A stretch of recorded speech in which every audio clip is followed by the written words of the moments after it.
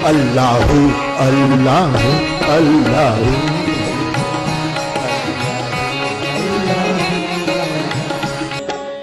या हुसैन या हुसैन या हुसैन या हुसैन या हुसैन या हुसैन या हुसैन या हुसैन। अली मौला अली मौला अली मौला अली मौला मौला अली मौला अली मौला अली मौला तेरी मोहब्बत दिल में है या अल्लाह, तेरी मोहब्बत दिल में है या अल्लाह। मैंने कहा उन सबको कहिए कि जिस समय नमाज पढ़ी जाए तो हम भी प्रयास करें कि अपनी भागवत बंद करके 5 मिनट के लिए उनके लिए हम अल्लाह को प्रणाम करें। सबको कर प्रणाम, तुझको अल्लाह रखे, सबको कर प्रणाम, सबको तुझको अल्लाह रखे। सब में उसी का नूर समाया, सब में उसी का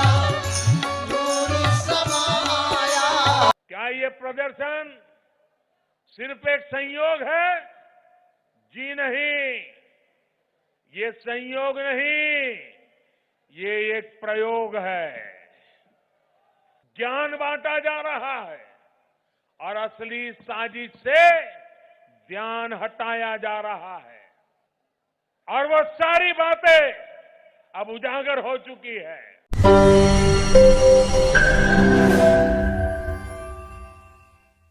नमस्ते दोस्तों, आप सबका बहुत बहुत धन्यवाद कि आप लोगों ने टिकटॉक को उसकी असलियत दिखाई, जो कि रेप कल्चर को, जो कि लव जिहाद को बहुत ज़्यादा प्रमोट कर रहा था, जो सांप्रदायिक घटनाएं हैं उनको बढ़ाने में, उनको प्रमोट करने में, और एक तरीके से जिहादी गैंग, एक तरीके से नमाजी जमाती गैंग का बड़ा तगड़ा गिरोह वहाँ पर इकट्ठा हो रहा था।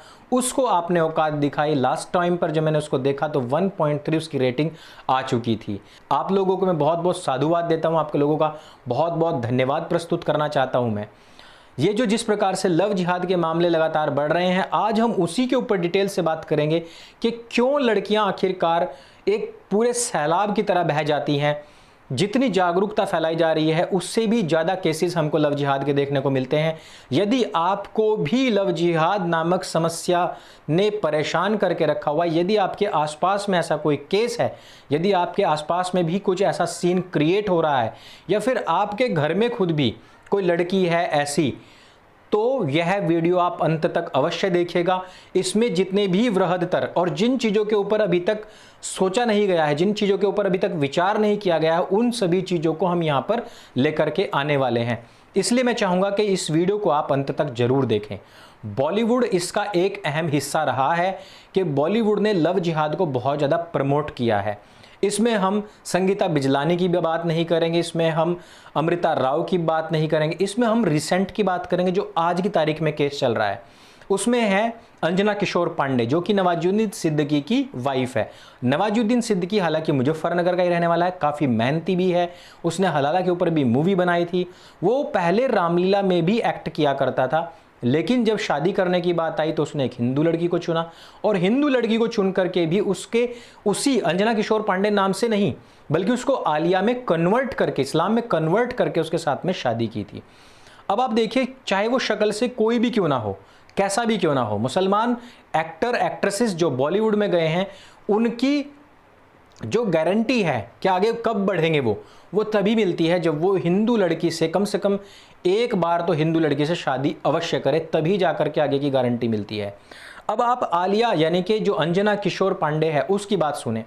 वो कहती है कि यह जो लॉकडाउन का टाइम है, इस दौरान मुझे बहुत कुछ सोचने समझने का टाइम मिला और मैंने ये पाया कि मेरी कोई सेल्फ रिस्पेक्ट नहीं है, और ना केवल मेरी सेल्फ रिस्पेक्ट खो गई है, साथ ही साथ जो नवाजुद्दीन का भाई है शम्स, उसकी वजह से भी मेरी समस्याएं बढ़ती जा रही हैं, जो कि मेरे साथ ही रहता है।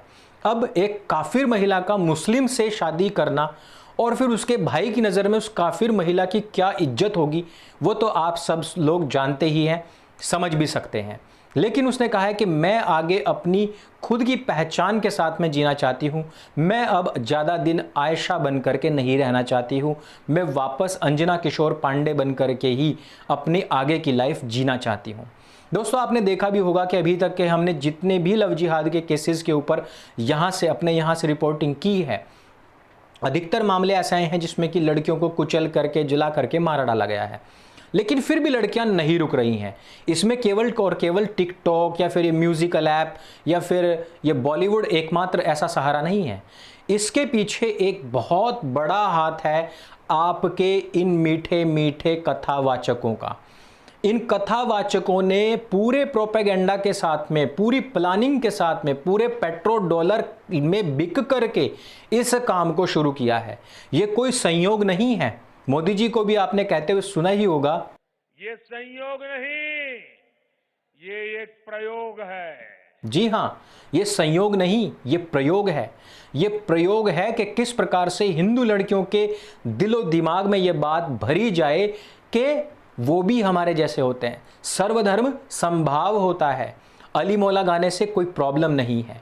अब मैं इसको आपको एक मनोवैज्ञानिक तौर पर समझाता हूं कि एक लड़की के मन की स्थिति क्या होती है जिस समय पर उसको एक मुस्लिम लड़का मिलता है। हम लव जिहाद की स्टार्टिंग से बात करते हैं। हर व्यक्ति का अपना एक गुणधर्म स्वभाव होता है और उस गुणधर्म स्वभाव के अनुसार ही वो सारे व्यवहार करता है। प्रत्येक व्यक्ति की कुछ ना कुछ कमजोरी होती है, प्रत्येक व्यक्ति की कुछ ना कुछ मजबूरी होती है, कुछ ना कुछ उसकी मजबूती भी होती है। कहीं ना कहीं आकर के वो कमजोर होता है, कहीं ना कहीं आकर के वो बहुत मजबूत भी होता है। कुछ ना कुछ उसकी अपनी आइडियोलॉजी भी होती है, भले ही कोई कैसा भी क्यों ना हो। अब लव जिहाद की ट्रेनिंग की स्टार्टिंग से यही होता है कि एक हिजाबी लड़की को एक हिंदू लड़की की दोस्त बनाया जाता है सबसे पहले, जो कि उसके अंदर की सारी बातें लेती है कि उसकी कमजोरी क्या है, उसकी मजबूती क्या है, उसकी आइडियोलॉजी क्या है, वो क्या सोचती है, क्या पहनना पसंद करती है, क्या ओढ़ना पसंद करती है, क्या खाना पसंद करती है, घर में उसके रिश्ते कैसे हैं सबके साथ में, किसके साथ बहुत अच्छे हैं, किसके साथ बहुत ख़राब हैं। ये सारी की सारी डिटेल जो है कार्बन कॉपी पहुंचती है जिहाद की ट्रेनिंग लेने वाले लड़के के पास में। वो अपना नाम बदल करके या फिर असली नाम से वहाँ पर पहुँचता है और वहाँ पर पहुँचने के बाद में असली खेल शुरू होता है। एक फैब्रिकेटेड, एक कृत्रिम ऐसा आवरण बनाया जाता है जिससे कि सामने वाले के व्यवहार के जैसा ही इसका व्यवहार भी झलके। वो लड़की कहती है कि मेरे जो भाईजान हैं वो बिल्कुल तेरे जैसी सोच के हैं। यहाँ से पूरी की पूरी कहानी शुरू होती है। या फिर जो ये ऐप्स होती हैं, म्यूजिकल ऐप या फिर टिकटॉक ऐप, इनके माध्यम से शुरू होती हैं और वहाँ पर भी सीन यही चलता है कि वो कहता है अरे रे रे रे, ये तो मेरे भी विचार हैं, मैं बिल्कुल ऐसा ही सोचता हूँ, मेरी भी सोच ऐसी ही है। अगर लड़की इस्लाम के खिलाफ भी बोलेगी तो वो भी यही कहेगा कि हाँ ये गड़बड़ है। वो बड़ी स्माइल के साथ में उस बात को एक्सेप्ट करेगा, क्योंकि उसको पता है कि जैसे ही लड़की फंसी उसका जन्नत का टिकट वहाँ से पक्का हो जाएगा, सैंक्शन हो जाएगा। अब गुण कर्म स्वभाव और जो उसका स्वधर्म है, जो उसका खुद का नेचर है, इसमें लड़का और लड़की एक दूसरे से बात करना शुरू कर देते हैं। कुछ मामलों में ऐसा होता है कि लड़की को पता लग जाता है कि लड़का मुसलमान है। और ये कब पता लगता है? अधिकतर तब पता लगता है कि जब ये लोग अंतरंग बातें करनी शुरू कर देते हैं, एक दूसरे को फिर बुलाना शुरू कर देते हैं। कोई अपने कमरे पे, कोई ये ओयो होटल्स में बुलाना शुरू कर देता है।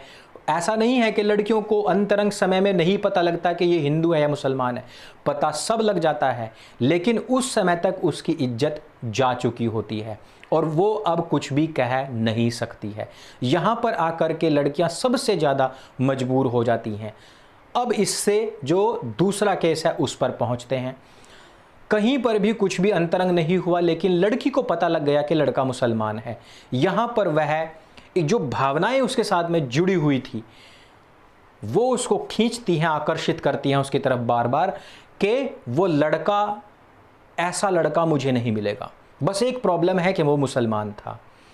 ऐसी लड़कियां जब एकांत में पहुंचती हैं उनको अक्सर कर आप लोग ही, यानी कि अपनी बहन बेटियों को आप लोग ही खींच करके फिर अली मौला वाले और क्या फ़र्क पड़ता है वालों की कथाओं में लेकर के जाते हैं।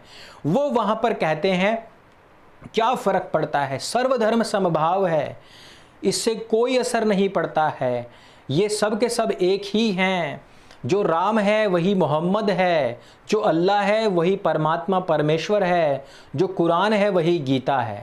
अब लड़की का जो रास्ता था, जो हर्डल था, वो साफ हो गया है। क्योंकि तुम खुद उसका हाथ पकड़ करके वहां पर लेकर के गए हो, तो तुम तो यानी कि उस कथावाचक के और बड़े भक्त हो। अब वो लड़की नहीं रुकेगी, अब वो लड़की तुम्हें क्या कहेगी, सब बराबर हैं, सब एक जैसे हैं। देखिए उस गुरु माँ ने भी बताया था, देखिए वहां पर भजन भी चला था। अगर वो गलत होती, क्या वो गलत होती तो ऐसा बोलती? क्या तुम उससे भी ज्यादा होशियार हो?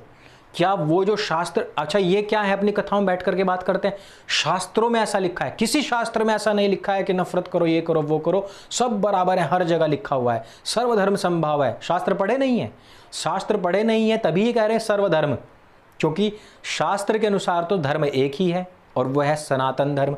और सनातन ही एक धर्म हो भी सकता है, अर्थात जिसका ना कोई आदि हो ना कोई अंत हो।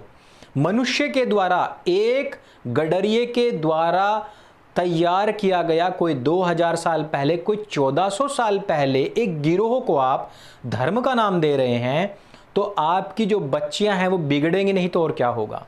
अब लड़की के सारे हर्डल साफ है, वो सारा रास्ता साफ है। वो कह रही है कि जो मैं यहां मान रही हूं वो मैं वहां भी मान सकती हूं। और इस तरीके बहुत सारे केसेस मेरे सामने आए हैं दोस्तों। मैं पूरे अनुभव के साथ में बात कह रहा हूं। सबको यही लगता है कि हम सब एक हैं, और वहां जाकर के फिर पता लगता है।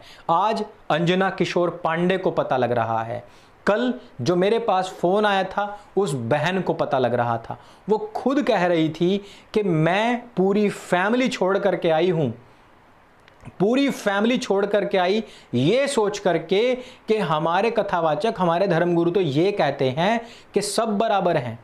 वो तो अल्लाह मौला तक गाते हैं। इवन आज भले ही आप में से कुछ लोग माने कि मैं गलत बोल रहा हूं मुरारी बापू के खिलाफ, मुरारी बापू के अल्लाह मौला को सुनकर ही वो मुसलमान बन करके शादी करके गई, लेकिन आज उसका ससुर, उसका जेठ, उसका देवर, इवन उसकी ननद का जो पति है वो तक उसके साथ में दुष्कर्म कर चुके हैं और करते ही रहते हैं। और पति आराम से खड़ा होकर के देखता है और वो कहता है कि मुझे मतलब नहीं है, घर से बाहर निकलने नहीं दूंगा, मेरी जन्नत का टिकट पक्का हो गया है। वहां जाकर उस लड़की को असलियत मालूम पड़ी जब उसने तर्क के साथ में कुरान पढ़ी, जब उसने मोहम्मद का चरित्र पढ़ा तब पता पड़ा। ये जितने भी कथावाचक हैं ये हर जगह उपलब्ध हैं और ये सारे के सारे पेट्रो डॉलर में बिके हुए लोग हैं। ये जानबूझ करके, ये कोई संयोग नहीं है, जी हाँ ये कोई संयोग नहीं, ये प्रयोग है। ये प्रयोग है आप लोगों के लिए। कुछ लोगों ने कहा कि मुरारी बापू जो है वो तो देखिए इस्लामिक कंट्री में कथा करके आया, तो क्या उखाड़ लिया उसने कथा करके वहां से? एक बार कथा की, उसमें वहां पर पता होना चाहिए कि वहां हिंदू बहुत हैं। और आज यहां भारतवर्ष में लोग क्या कह रहे हैं कि अगर उन्होंने अल्लाह मौला बोल दिया तो क्या हुआ, वहां पर जाकर के कथा भी तो की थी, लेकिन उस कथा से कितने लोगों को कन्वर्ट किया तुम्हारे मुरारी बापू ने। जबकि यहां अल्लाह मौला करके मैं गारंटी के साथ कह सकता हूं सैकड़ों हजारों ऐसे बहन बेटियां भाई होंगे जो इनके इस ड्रामे को सुन करके, इस अल्लाह मौला को सुन करके कन्वर्ट हुए होंगे। सूरत तेरी सुभान अल्लाह कहने वाले चिन्मयानंद, उनकी वजह से कितनी ही लड़कियां इन जंजालों में फंसती हैं, क्योंकि ये कहते हैं कि सब समान है। वो गुरु माँ जो अल्लाह के नाम से डीजे पर डांस करती है, उसको खुद को नहीं पता है कि वो कितने बच्चों को कन्वर्ट करा चुकी है। इनको सिर्फ अपने पेट्रोल डॉलर्स गिनने तक की फुर्सत नहीं मिलती। वो लोग क्या गिनेंगे इस बात को कि आज हमारे समाज में से जाने वाले लोग ना केवल कन्वर्ट हुए हैं बल्कि वहां एक दुश्मन बढ़ा भी है। इन कथावाचकों ने ही, क्योंकि इनको धर्म का प्रतीक मान लिया गया है, इन्होंने ही आपके घरों को बर्बाद कर रखा है। यही आपकी बहन बेटियों को उंगली पकड़ करके उनके खेमे में छोड़ करके आ रहे हैं चंद रुपयों के लिए। ये लोग चाहते तो समझा सकते थे। ये लोग कहते हैं सनातन इतना कमजोर नहीं है कि इसका बाल भी बांका हो जाए। क्या ये हिस्ट्री नहीं पढ़े हैं? क्या ये भूगोल नहीं पढ़े हैं? मैं कहता तो हूं कि ये सारे अनपढ़ हैं। लेकिन आप जरा गौर कीजिए कि हमारे आंखों के सामने 3-4 देश चले गए, सनातन का राज पूरी पृथ्वी पर था। अगर हम श्री रामचंद्र जी, जनक जी की बात सुने तो आज कहां तक सीमित हैं हम। अरे कथा कहानियों के माध्यम से अपनी दुकानदारी बचाने वालों, इस देश और इस धर्म को कब बचाओगे? इन बहन बेटियों को कब बचाओगे जिनको तुम बाढ़ के पानी में डाल रहे हो कि ये बह करके दूसरे खेमे में पहुंच जाएं? शर्म आनी चाहिए तुम लोगों को, और शर्म आनी चाहिए उन लोगों को जिनको प्रमोट करते हैं। शर्म आनी चाहिए उन लोगों को जो इनकी कथाओं में अपनी बहन बेटियों को लेकर के जाते हैं। शर्म आनी चाहिए उन लोगों को जो छोटे छोटे बच्चों को इनकी नग्न नृत्य करने वाली महिलाओं के बीच में ले जा करके बैठाते हैं। और शर्म आनी चाहिए उन लोगों को जो इनकी वीडियोस बनाते हैं और इन पर चंदा फेंकते हैं और इनको बुला करके इनके लिए सारी व्यवस्थाएं करने के बावजूद इनके पैर तक भी छूने के लिए जाते हैं। भांड में, नचार में और धर्म के शिक्षक में बहुत जमीन आसमान का फर्क होता है। ये बात हिंदुओं को समझनी पड़ेगी। इस वीडियो में सिर्फ इतना ही। यदि ये बात आपको लगे कि कुछ सच्चाई है इसमें, तो इस वीडियो को सबके साथ में शेयर अवश्य करें। सत्य सनातन चैनल से जुड़े रहें, क्योंकि यहाँ पर हर ढोंगी का पटाक्षेप किया जाएगा। मेरे संग बोली सत्य सनातन वैदिक धर्म की जय। जय हिंद, वंदे मातरम।